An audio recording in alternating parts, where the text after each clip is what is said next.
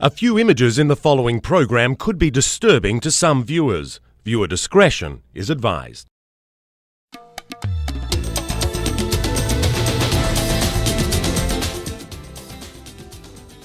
Hello and welcome to Inside Africa. I'm Aisha Sase. On the program this week, the view from Rwanda, 15 years removed from the genocide.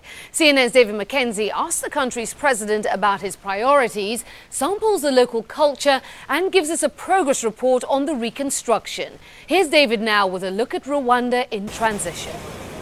Hello from Kigali, the capital of Rwanda. Just 15 years ago, this was the epicenter of a 3-month genocide that left an estimated 800,000 people dead. Neighbors turned on neighbors as the country's ethnic majority Hutu population targeted Tutsis and moderate Hutus. No one here will forget the horrors of their past, but it's clear that most Rwandans have moved forward and the progress they've made is visible throughout the country. From across the valley, Murambi Technical College looks like the proud centre of learning that it once was, a place of promise and potential. I was here at that time, and I was with my family. My wife and 5 children, in all, were killed. Murambi is a mausoleum, a reminder of Rwanda's tortured past. 15 years ago, Emmanuel Murangira sought refuge here with thousands of others. But then government soldiers and Interahamwe, the enforcers of the genocide, broke through the barricades. I am relieved when I can tell people about what happened here, instead of keeping it inside. The worst thing is not telling people what happened. So he guides visitors through the silent dead, a disturbing memorial to Rwanda's darkest days. Washed in lime but still smelling of decay, the bodies bear witness. Some of the 50,000 killed here, many still scream in fear. The genocide almost destroyed Rwanda. In '94, more than 800,000 Tutsis and moderate Hutus were murdered in an orchestrated genocide. It is Rwanda's Holocaust, and it unleashed years of war and an exodus on a near-biblical scale. And though those days are past, they still affect the present. In Bugesera, prisoners return to the very areas they once targeted. They've confessed to crimes during the genocide, but now face new charges.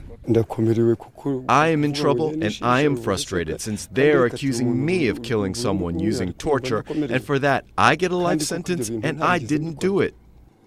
Emile Murekezi faces his accusers in a community court.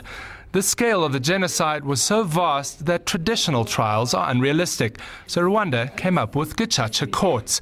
They are loosely modelled on traditional village justice. Punishments vary from imprisonment to community service. And it's personal, victims confronting their accusers with their stories to bring out the truth. But critics have questioned gacaca courts, saying that the system puts political opponents and victims of vendettas in jail. For Emile's accuser, the crime is very real.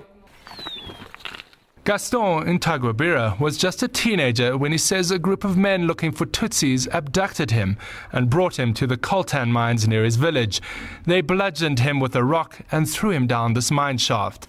After being thrown in a hole, I was like a dead body. After some time, I regained consciousness, and that is when I opened my eyes and found myself stuck. His legs broken, he still managed to climb out of his hole. For others, it was a tomb. Emile Murekezi says, like others in his group, he has already begged for forgiveness. Every night, he says, he lives through the nightmares. Of course. How can you not remember everything, especially when you see how much trouble this has caused us? Can you imagine being in jail while other people are enjoying such development? The seeds of development are everywhere to see. Observers heap praise on Rwanda's post-genocide government for its progressive approach to foreign investment and innovative policies to combat poverty and hunger. Still, human rights groups and press watchdogs contend that Rwanda's progress has come at the expense of personal and press freedom, and that laws banning genocide ideology are used to suppress opposition. The government refutes these claims. But when it comes to understanding this country, it's not only about crunching the numbers that measure progress. That people can live and work side by side, not always comfortably, but certainly peacefully, is the truest testament to the spirit of Rwanda and its people. President Kagame discussed the progress this country has made and directly responded to the human rights allegations. We'll have my conversation with him right after the break.